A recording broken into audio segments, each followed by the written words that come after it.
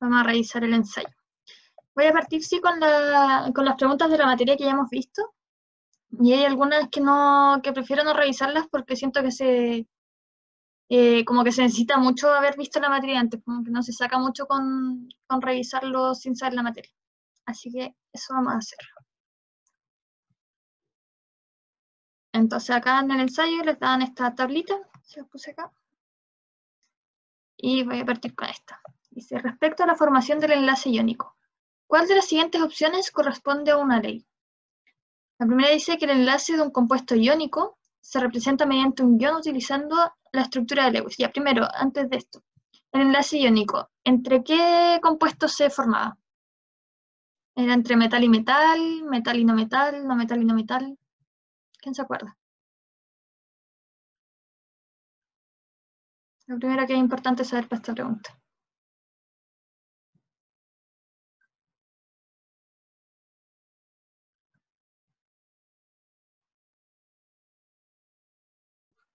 Metal y no metal. Metal y no metal, súper. Entonces acá les puse, dicen que se representa mediante un guión, utilizando la estructura de Lewis. Y acá les puse dos moléculas con su estructura de Lewis.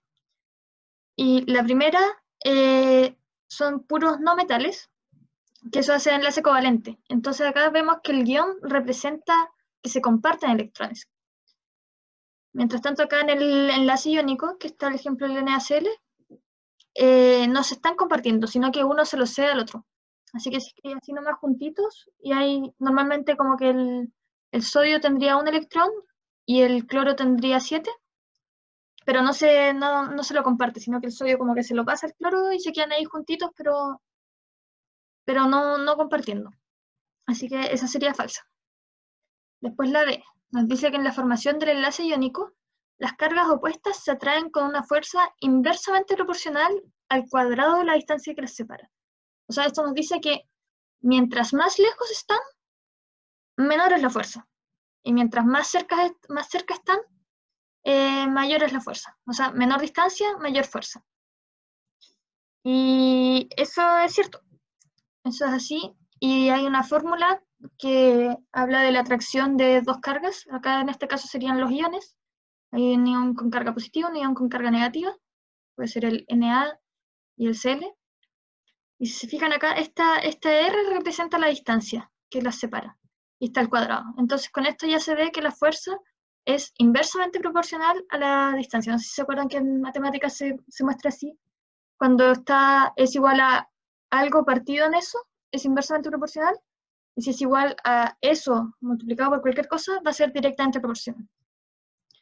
Entonces esa sería la correcta. Igual revisamos acá lo que dice el resto. Dice, en un enlace iónico se infiere adecuadamente que los electrones no compartidos en un compuesto generan mayor repulsión que los electrones enlazados. Y eso no tiene por qué ser así. Depende de otras cosas, no de si están enlazados o no. La otra dice, la formación del enlace iónico es adecuada para predecir qué especies tendrán alta densidad electrónica. Eso tampoco, el enlace iónico no nos dice nada sobre la densidad electrónica. Y la E nos dice los electrones en un enlace iónico son representados por puntos o cruces. Eso en la estructura de Lewis son solo puntos, no es con cruces. De repente se ve como unas cruces, pero es como más por una forma de explicarlo y de representarlo. Como para entender que hay un electrón que viene de otra parte, pero se representa con puntos. Y entonces por eso esas serían falsas. Y celebramos y seguimos. Les puse GIF reciclados porque no se me ocurrió ningún tema. Ups. Ya. Entonces, la 38 nos decía, ¿cuál es el número total de electrones de valencia que presenta una molécula de ácido cloroso, que es HClO2? Entonces ahí ustedes dicen, voy a ver la tablita que me dieron, y tengo que ver cuántos electrones de valencia tiene cada uno de estos compuestos. Entonces, el hidrógeno, ¿cuántos electrones de valencia tiene? Aquí los voy a hacer participar. Así que participen, si no nos vamos a demorar mucho.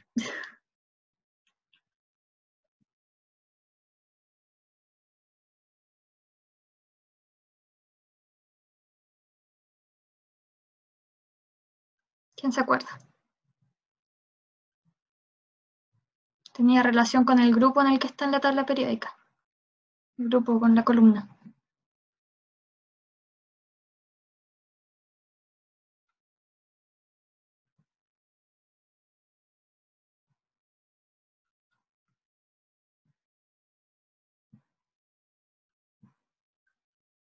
Uno.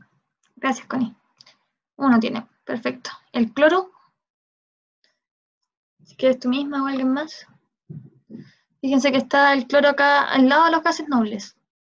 O sea que le falta un electrón para cumplir la regla del octeto. 7. Y el oxígeno, el O acá, que está a 2 de cumplir la regla del octeto.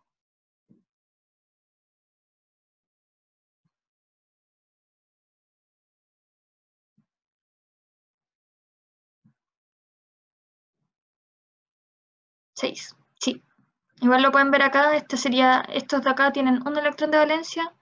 Estos 2, 3, 4, 5, 6, 7. Y esto está completo. Tiene 8. Entonces, y tenemos 2 oxígenos. Por estos dos de acá. Entonces, con esto se arma la molécula de ácido cloroso, que es así, que en verdad no es tan importante armarla, pero por si la querían ver. Y lo que tienen que hacer es contar el total de electrones de valencia nomás. Entonces lo pueden contar acá o acá en caso de... Capaz es más fácil acá porque normalmente uno no siempre sabe cuál es la forma, la estructura de la molécula. Así que contamos acá 1 más 7, 8, más 6, 14, más 6, 20. Y ya está. Ese sería el total de electrones de valencia que presenta la molécula. ¿Alguna pregunta hasta acá? ¿De este o del anterior?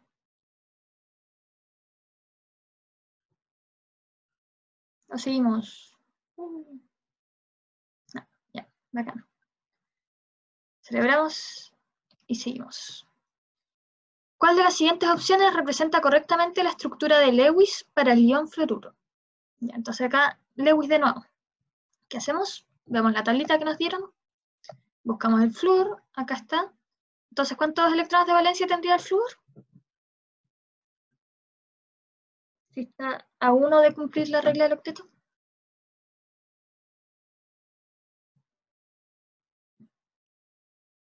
7. Exacto. Entonces quedaría representado así. Pero notamos que no nos preguntan por el flúor, nos preguntan por el ion fluoruro.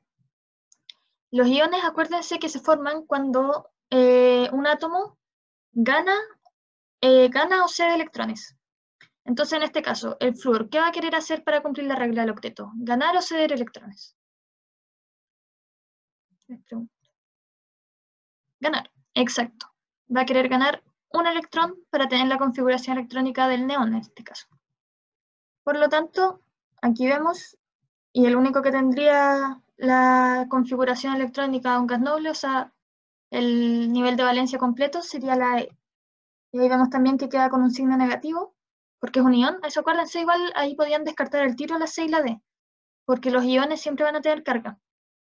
Entonces con eso podían descartar la C y la D, y de ahí con todo el análisis del tema de los electrones podían llegar a la E, que va a tener carga de -1 porque se le agrega un electrón.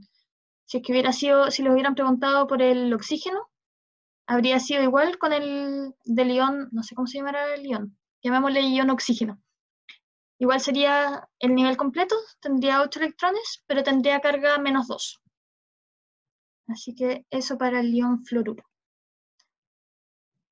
¿Preguntas acá?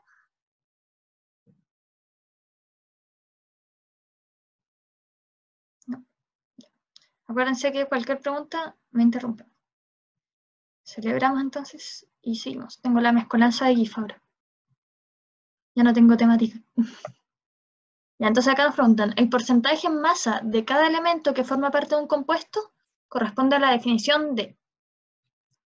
Y eso esto al final es una pregunta más teórica, y eso es la composición porcentual, sería la A. Y acá igual les puse las definiciones del resto, porque en verdad algo más, no es como tan aplicable. Tal vez se podría pensar como comparando con los nombres, diciendo, composición porcentual, tiene que ver porcentual con porcentaje, composición, cómo está compuesto, un compuesto está formado por elementos, claro. Pero eso es como si es que tenían que adivinar. Pero sabiendo las definiciones, esta sería la definición de composición porcentual. El porcentaje de pureza es el porcentaje efectivo de reactivo puro en la masa total. Eso es, por ejemplo, cuando típico que hay cosas, las cosas que están hechas de oro, no son completamente de oro. Casi siempre tienen como, le añaden otros elementos que hace que no sea completamente oro, entonces baja su porcentaje de pureza. Si fuera algo de oro puro, sería 100% oro puro. Ese es el porcentaje de pureza. De ahí la fórmula molecular es la fórmula real de la molécula y está formada por los símbolos que son los elementos químicos y unos subíndices que nos indican el número de átomos que participan en la formación de la molécula. Entonces eso es como lo típico que vemos siempre, no sé, supongamos, lo voy a inventar ya. Supongamos que fuera H4 o 8. Ni idea si esto existe, pero es para explicar. Entonces, esa sería la fórmula molecular. Supongamos que este es un elemento que se presenta así en la naturaleza. Y la fórmula empírica es la expresión más sencilla para representar un compuesto químico. Nos indica los elementos que están presentes y la proporción mínima en números enteros que hay entre sus átomos.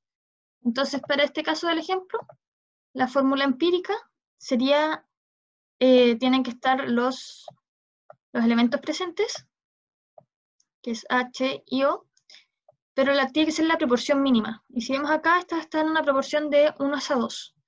Entonces, este tendría un 1, que en verdad no se escribe, es como imaginario, y esto tendría un 2. Esa sería la fórmula empírica.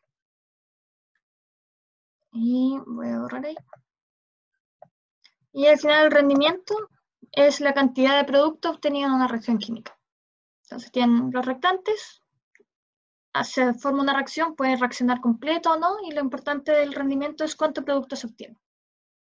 Entonces esta era bastante teórica la pregunta, pero igual era chamullable. ¿Hasta acá, claro?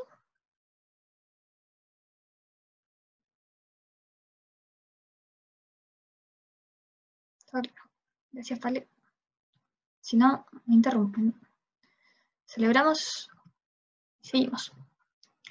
Ya, acá nos dicen, se sabe, me está tapando la cosa del Zoom, así que no puedo leer, espera un poco. Ahí está. Se sabe que durante una transformación química, la masa no cambia. Al respecto, ¿cuál de los siguientes modelos representa correctamente esta idea? Nos hablan de la conservación de la masa. Y acá estos modelos lo que representan es esto. A un lado tienen los reactantes, hay una reacción y se forman productos. Y lo que nos dicen es que la masa no cambia, o sea que la masa de los reactantes es igual a la masa de los productos.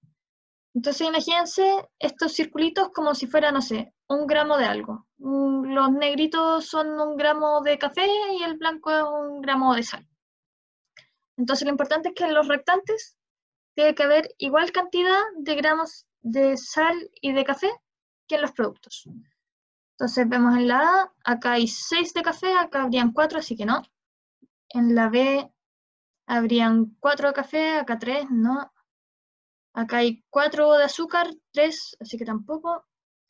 La D hay 4 de café, acá hay 2, tampoco. Entonces nos deja la E, que sí se cumple.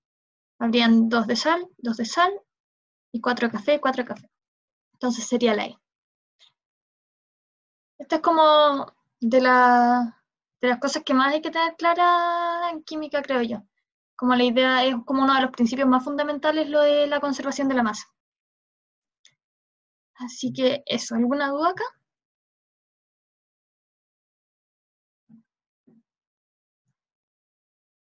Si no, seguimos. Celebramos. Siempre hay que darse un tiempo para descansar. Y seguimos. En la 47 nos dice, en la siguiente reacción química hipotética, ¿cuál es el valor del coeficiente Z?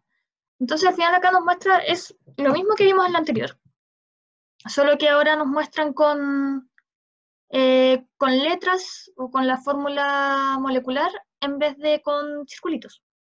Entonces podríamos decir que la X son los circulitos negros y la T son los circulitos blancos y tiene que haber igual cantidad a la izquierda y a la derecha, igual cantidad en los reactantes y en los productos.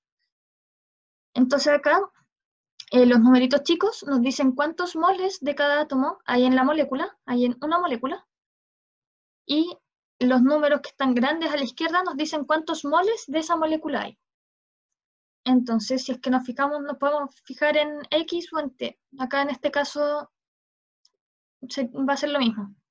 Entonces nos fijamos en X y vemos que en una molécula hay 2 moles de X y tenemos Z moléculas. Entonces a la izquierda tenemos Z por 2X, o sea, Z por 2 del elemento X.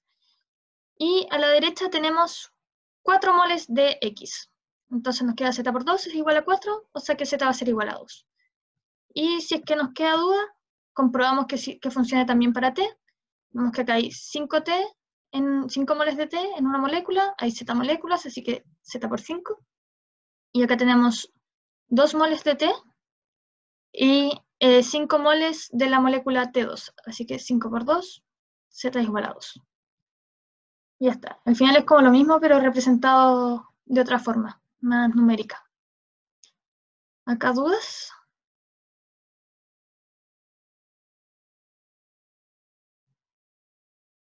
No. Gracias por contestar, que igual me sirve para saber si siguen ahí o si se me cortó el internet. Así, cualquier pregunta, denle nomás. Entonces, celebramos y seguimos. Y volvemos con lo mismo de la conservación de la masa. Pero ahora nos dicen, se estudia una reacción química en la cual se modifican las masas de los reactantes, tal como se muestra a continuación. Entonces nos dicen que al principio tenían 0,1 gramos de R más 0,8 gramos de S, y con eso se formó 0,9 gramos de T y no sobró nada. O sea, reaccionó completamente R y S y formaron, con todo eso formaron T. Entonces, si se fijan, nos queda 0,1 gramos más 0,8 gramos es igual a 0,9 gramos. Pero después cambian las masas y tratan con 1 gramo de R y 10 gramos de S. Y nos preguntan al final cuánta masa sobra de esa reacción. Entonces acá, como no tenemos nada de reactante en exceso, y esta es la reacción en que reacciona completamente, vamos a tener la proporción en la que reaccionan. Vamos a tener que R partido en S va a ser igual a 0,1 partido en 0,8, que es igual a 1/8. Lo que nos quiere decir eso es que por cada gramo de R se necesitan 8 gramos de S para formar T. Eso es lo que nos dice la proporción. Entonces vemos ahora, y acá. ¿Se acuerdan del reactivo limitante? ¿Alguien sabría decir acá cuál es el reactivo limitante? El que limita la reacción.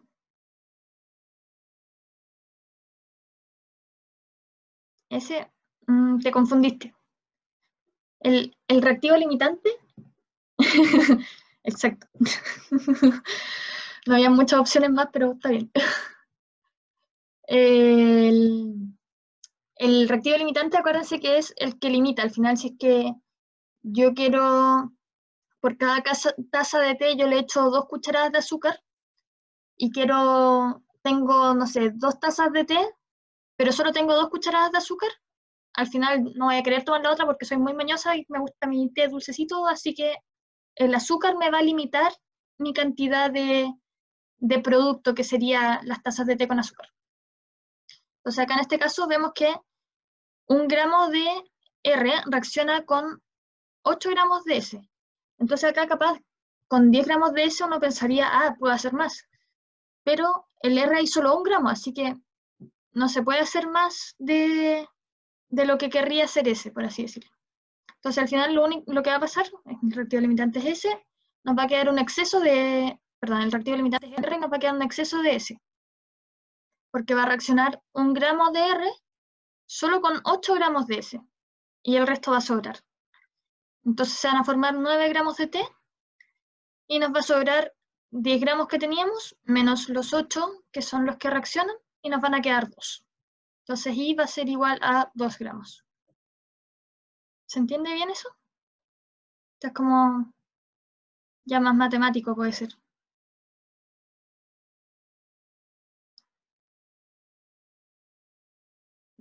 Súper. Esto, en todo caso, esto igual se podría imaginar como con las pelotitas que mostraban en el ejercicio anterior. Supongan que tienen una pelotita blanca con 8 pelotitas negras y forman 9 pelotitas grises, algo así. Entonces, sin importar que hayan muchas más pelotitas negras, siempre va a reaccionar una con 8 y las otras las va a tirar para el lado y nos van a quedar 9 grises y nos van a quedar 2 negras sobrando. Algo así. Entonces, celebramos y seguimos. A una temperatura dada, ¿cómo se denomina la solución que contiene la máxima cantidad de soluto que es capaz de disolver una determinada masa de solvente? Este lo vimos en la clase pasada. ¿Quién se acuerda?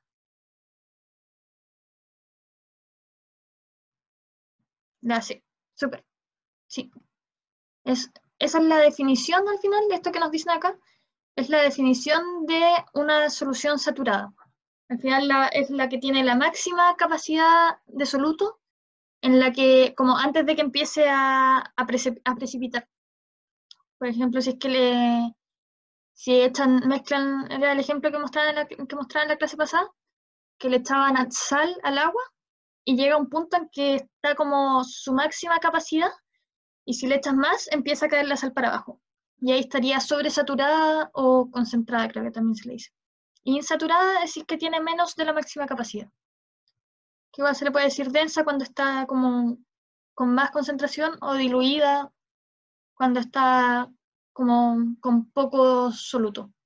Que esas son palabras que se ocupan más comúnmente, en verdad. Así que esa es la solución saturada. ¿Celebramos? Uy, me salté muy rápido. Seguimos. La 50 nos dice, conociendo solo el volumen de una solución, ¿cuál de las siguientes concentraciones de la solución permite determinar la masa de soluto? Y nos muestran acá varias formas de calcular la concentración. Y nos dicen que solo tenemos el volumen de solución y tendríamos también la concentración para determinar la masa de soluto. No tenemos nada más, no tenemos la masa molar, no tenemos los kilogramos de nada, no, tenemos solo el volumen de la solución y queremos saber qué concentración nos permite determinar la masa de soluto.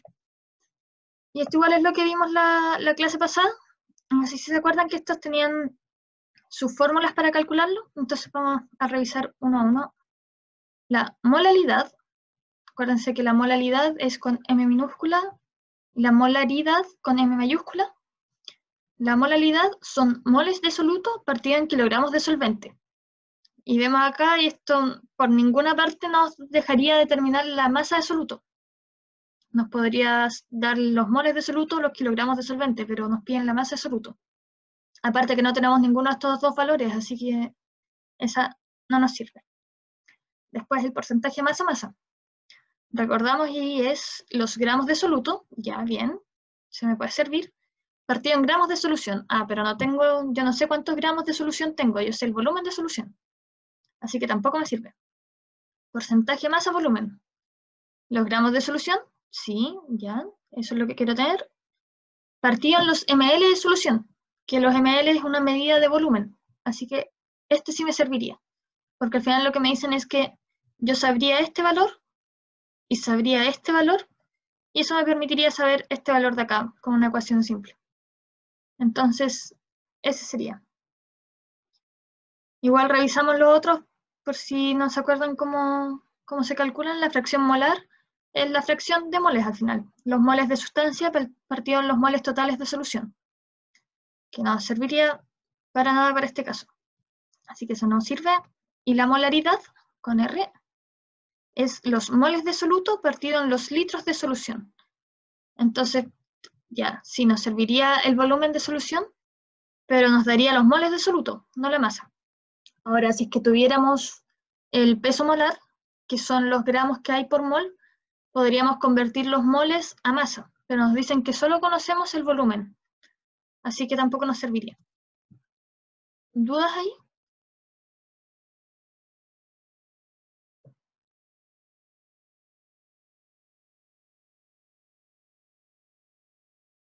O seguimos con todas las ganas. Todo bien. Ya. Cualquier duda me dice. Entonces celebramos y seguimos. Al aumentar 5 veces el volumen de una solución, agregando solvente, es correcto afirmar que, o sea, volvamos al ejemplo del agua con sal, lo que hacen es, si es que tenemos 1 litro de agua con sal, le agregan 4 litros de agua, cosa que me queden 5 veces el volumen inicial. Si tenía 1 litro, ahora tengo 5 litros. Solo agregando agua. Entonces, como solo agrego solvente, se puede deducir que el soluto la cantidad de soluto se mantiene igual. Y tenemos esta formulita que ocupamos harto igual en la clase pasada, que es que los moles de soluto iniciales son iguales a los moles finales. Entonces, la concentración inicial por el volumen inicial es igual a la concentración final por el volumen final. Entonces, ya con lo de que no cambia el soluto, podemos descartar la A, porque el soluto se mantiene igual, el volumen de soluto se mantiene igual, la masa de soluto se mantiene igual, y la cantidad de moles de soluto también se mantiene igual. Y después nos dicen la concentración de la solución inicial disminuye en 5 mol. Y aquí ya esta se puede descartar de partida porque 5 mol no es una medida de concentración, los moles no es una medida de concentración. Uno puede tener una medida de concentración de moles partido en litro, de gramos partido en mililitros, pero mol así solo no es una medida de concentración. Así que esa quedaría descartada y nos quedaría la E, que efectivamente es cierta. Si es que yo aumento el volumen, va a tener que disminuir la concentración. Son inversamente proporcionales. Así que sería la E. ¿Dudas de esto? Esta formulita acá es muy útil. Recuérdenla.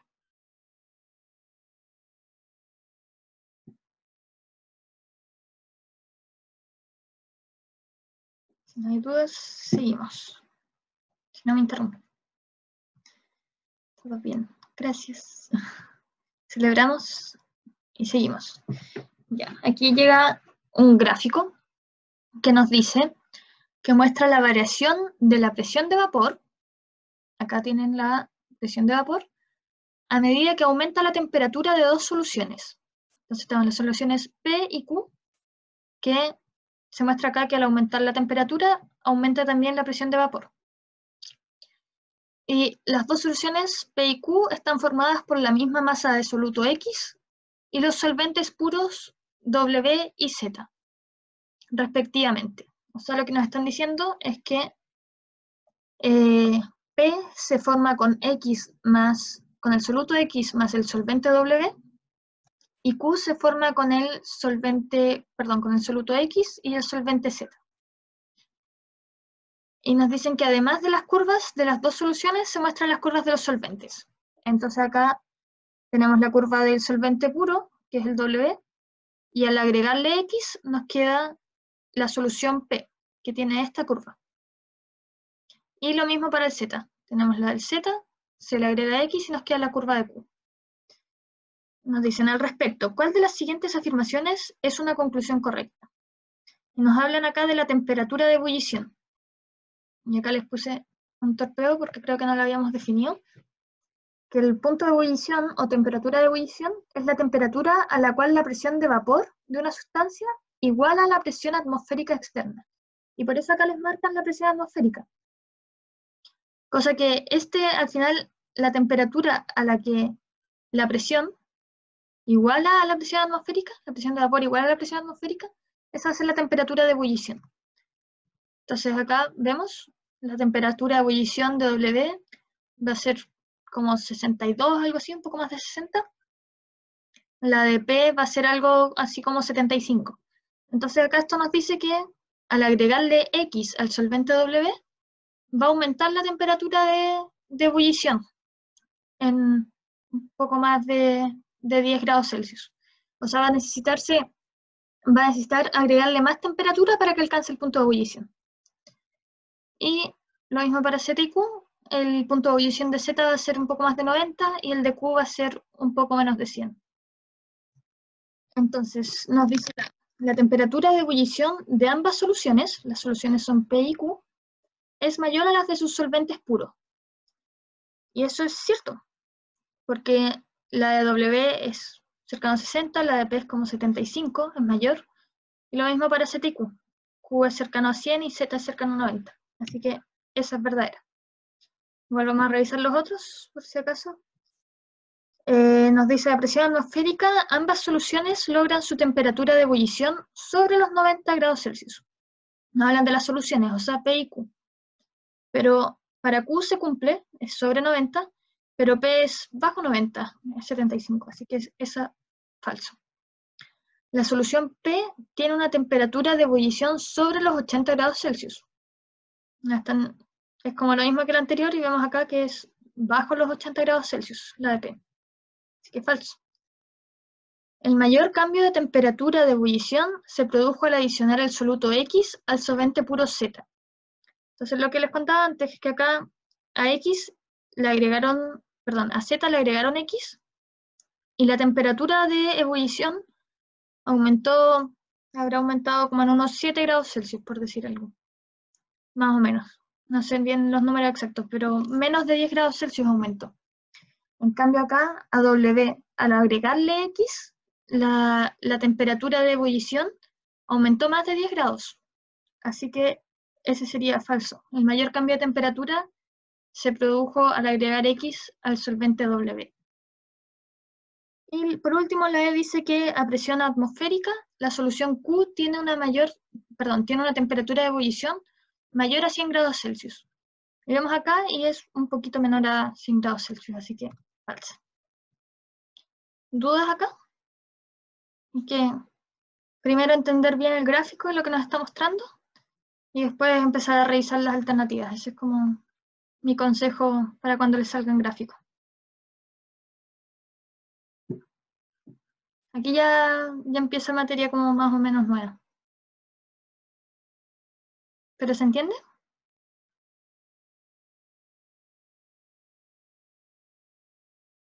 ¿O los confundo un poco el gráfico? Sí, ya. Gracias. Gracias por contestarme. Ya, súper. Entonces celebramos y seguimos. Y acá la típica pregunta de los científicos. Nos dicen, 2 científicos propusieron independientemente lo siguiente. Los 4 enlaces del carbono no están orientados al azar, sino que están orientados en los vértices de un tetraedro regular, perdón, estoy trabada, y el carbono ocupa el centro de este. En contraposición a la idea predominante de esa época que consideraba la estructura del carbono plana. Al respecto, ¿cuál de las siguientes afirmaciones explica la importancia de la propuesta de los científicos para la química orgánica? Entonces, al final lo que dijeron estos científicos es que el carbono y sus enlaces tienen esta forma, como forma de tetraedro. Y antes se pensaba que era plano, o sea, como en 2D. Y acuérdense que el carbono tiene 4 enlaces porque tiene 4 electrones de valencia. Entonces esto fue al final, algo así fue lo que armaron los científicos. Y nos preguntan, ¿cuál es la importancia? ¿Cuál explica la importancia de esta propuesta? La nos dice, establece las bases para formular la tridimensionalidad de las moléculas orgánicas. Y eso es cierto, porque antes lo veían como algo bidimensional, y lo que hicieron estos científicos fue decir que era tridimensional. Vamos a revisar las otras. La B dice, establece la capacidad del átomo de carbono de formar 4 enlaces consigo mismo. Ya, eso de partida no forma 4 enlaces consigo mismo. Eso estaría mal. ¿O no? No, creo que sí. Creo que está mal. Pero bueno, filo, la cosa es que antes lo que se decía es que era plano, pero no decían nada de cuántos enlaces formaba. Capaz que antes también se sabía que el carbono puede formar 4 enlaces, pero decían que lo formaba de forma plana. Entonces, perdón. Entonces, ¿esto sería falso? La C dice, determina los tipos de enlace, sigma o pi, que puede formar el átomo de carbono. Eso tampoco, porque esto no habló nada sobre la cantidad de enlaces. sino que habla de la orientación de los enlaces. La D dice que determina la gran variedad de compuestos orgánicos formados por átomos de carbono. Eso tampoco, no hablaron nada de los elementos con los que se puede enlazar el carbono, hablaron de la forma. Y la E dice que establece la región bidimensional que ocupan los átomos de carbono en el tetraedro. Y eso tampoco. Habla de hecho todo lo contrario, no están hablando de región tridimensional, no bidimensional. Pero eso sería la A. Entonces, celebramos y seguimos. Acá nos dicen, se tienen dos soluciones de igual volumen y diferente concentración, preparadas con el mismo soluto y separadas por una membrana semipermeable, tal como se muestra en la figura. Entonces, nos muestran como algo así como un vasito separado por una membrana, y tiene soluto a cada lado. Y para esta experiencia, ¿cuál de los siguientes esquemas representa correctamente el resultado final del proceso de osmosis? El proceso de osmosis yo me acuerdo que igual se veía en biología, creo. Así que por eso les puse esto, porque aparte que tampoco, solo había que conocer el concepto de osmosis para responderla, que se lo puse acá. Que la osmosis es el paso de moléculas de un líquido desde aquel lugar con menor concentración de soluto a uno más concentrado, atravesando una membrana semipermeable porosa. Entonces acá en si es que va de menor concentración a mayor concentración, ¿para qué lado pasaría el líquido? ¿De izquierda a derecha o de derecha a izquierda? Pregunta para ustedes. Y con esta pregunta vamos a terminar porque estamos en la hora. De derecha a izquierda. No, de izquierda a derecha. Porque fíjate acá, nos hablan que va desde menor concentración a mayor concentración. Y acá tenemos a la izquierda, se ven 6 pelotitas, y acá hay muchas más de 6, entonces está más apretada, está más concentrado. Hay igual cantidad de líquido en ambos, pero el de la derecha tiene mayor cantidad de soluto, o sea que va a estar más concentrado. Por eso el agua va a pasar de izquierda a derecha, ¿sí? Va a pasar de izquierda a derecha, cosa de que las concentraciones queden más o menos parecidas. Eso es como lo que hace el proceso de osmosis. Entonces con eso podemos descartar la A y la D, porque esto se formaría si es que el agua pasara de derecha a izquierda, cosa que disminuiría a la derecha y aumentaría a la izquierda. Y además sabemos que en la membrana semipermeable solo pasa líquido, es paso de moléculas de líquido, el soluto no cambia. Por eso podemos descartar la C y la E, porque en la C se ve que pasa soluto de derecha a izquierda y en la E pasa soluto de izquierda a derecha. Entonces por eso sería la B, que se mantiene igual el soluto y cambió la concentración.